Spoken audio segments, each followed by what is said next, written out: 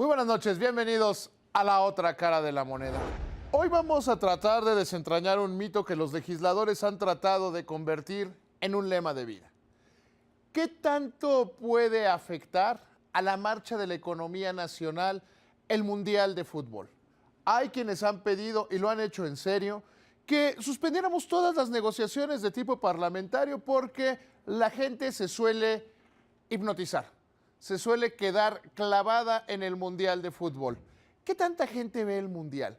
¿Qué tanto interés hay y cómo afecta a la vida económica nacional? Y otro tema del cual hemos insistido una y otra vez, y lo seguiremos haciendo mientras en este país tengamos una penetración tan baja de los seguros. Prácticamente menos de 3 de cada 10 mexicanos tienen acceso a los seguros. Prácticamente nadie está totalmente cubierto ante las eventualidades de la vida. Hoy vamos a tratar esto en La Otra Cara de la Moneda.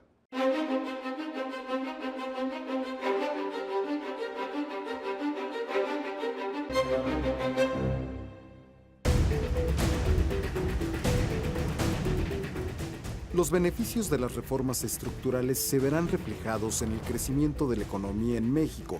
Al fútbol lo ven más de la mitad de mexicanos, es cierto, pero son más los que están interesados en el bienestar de la familia. Con la aprobación de las leyes secundarias en materia energética, México producirá más hidrocarburos y las familias pagarán menos por la electricidad y el gas. Además, con la reforma en telecomunicaciones, se acabará el monopolio, habrá más alternativas en televisión abierta y se garantizará el acceso a Internet como un derecho de los mexicanos. Una institución bancaria tiene un comercial donde dice que prácticamente todo o casi todo es más importante que el fútbol, pero que el fútbol es muy divertido. ¿Por qué detenernos hoy, justo cuando está comenzando el Mundial de Fútbol, a ver cuál es el impacto económico real que tiene en la economía? Hemos visto en una cara de la moneda a legisladores como Luis Miguel Barbosa, como el senador Malapaga Javier Corral, que seriamente han dicho que se debería suspender la negociación de la reforma energética, de la reforma a las telecomunicaciones y prácticamente cerrar al país porque todo mundo se distrae.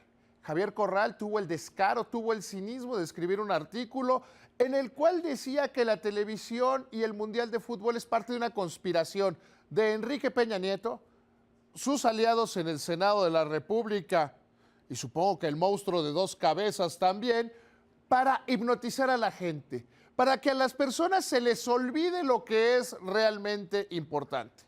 Y en este punto nos vamos a detener. ¿Qué es lo verdaderamente importante? Sí, el fútbol es muy atractivo, es un gran negocio, es algo que de acuerdo con las encuestas más recientes, la mitad de los mexicanos están siguiendo el fútbol. Pero eso les impide, les hipnotiza, alejarse de las cosas que son realmente importantes en la vida. No y absolutamente no.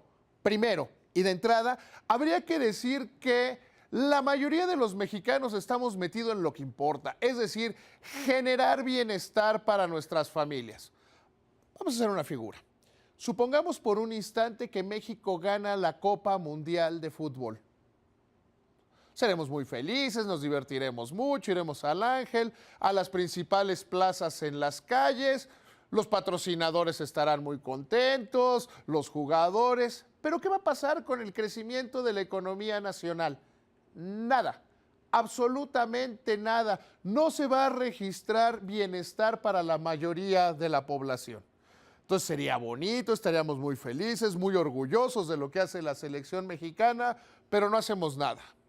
En la otra cara de la moneda están las reformas estructurales que tiene pendientes este país y que con más o menos trabajo han venido avanzando.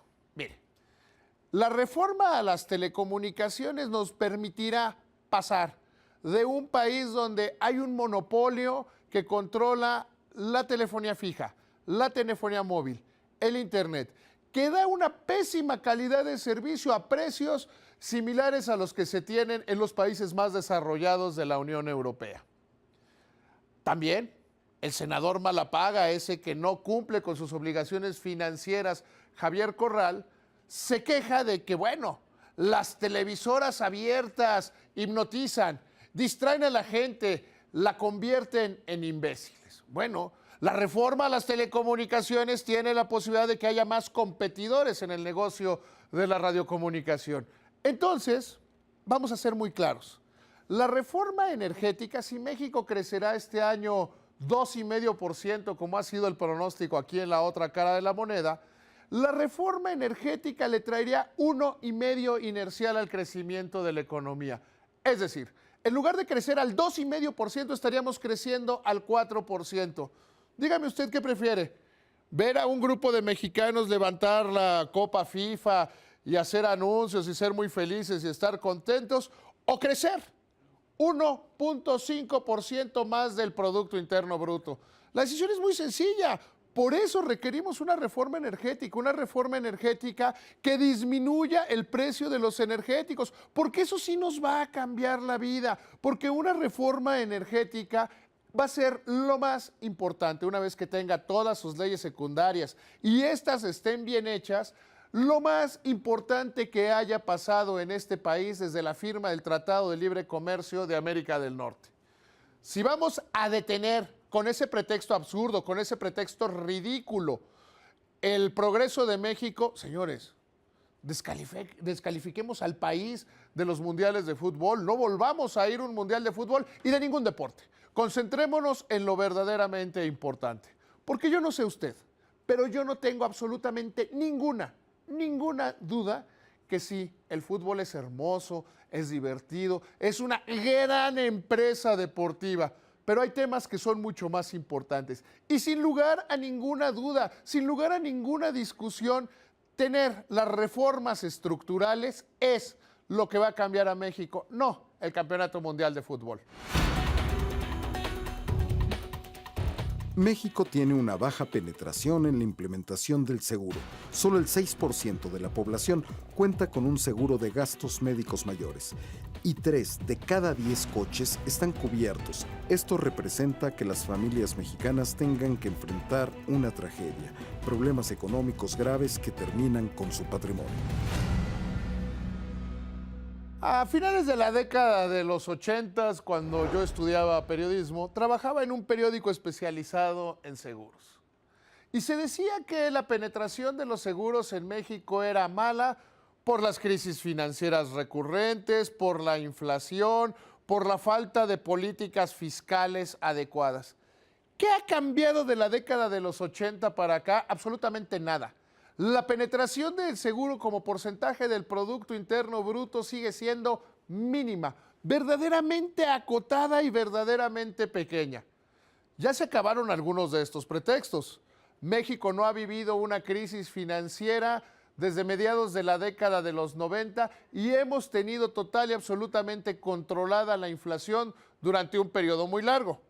Cuando se controla la inflación, eso permite a una economía ir generando ahorro, ir generando riqueza y, sin lugar a duda, los seguros son una forma de generar riqueza y prosperidad para las personas. El siguiente pretexto era que una falta de políticas fiscales adecuadas. En este país, en cualquier situación y en cualquier momento, siempre nos vamos a quejar de las políticas fiscales. Nunca nos van a gustar, nunca van a ser suficientes y seguiremos creyendo, muchos mexicanos de una manera equivocada, que no pagar impuestos es un deporte nacional o ver la manera en cómo se elude. Así las cosas, si la explicación que daban los aseguradores a finales de la década de los 80 eran las crisis financieras, ahora ¿cuál es la explicación que dan? Ninguna. El seguro sigue sin penetrar debidamente en el país. Déjeme darle datos que son verdaderamente aterrorizantes. La penetración del seguro en México es menor que en países como Bolivia, Costa Rica, Colombia, porque en México no tenemos una cultura del seguro y ese es el verdadero problema. En este país hemos creído que las enfermedades no suceden, los accidentes vehiculares no suceden, que no suceden las enfermedades y que no sucede la muerte.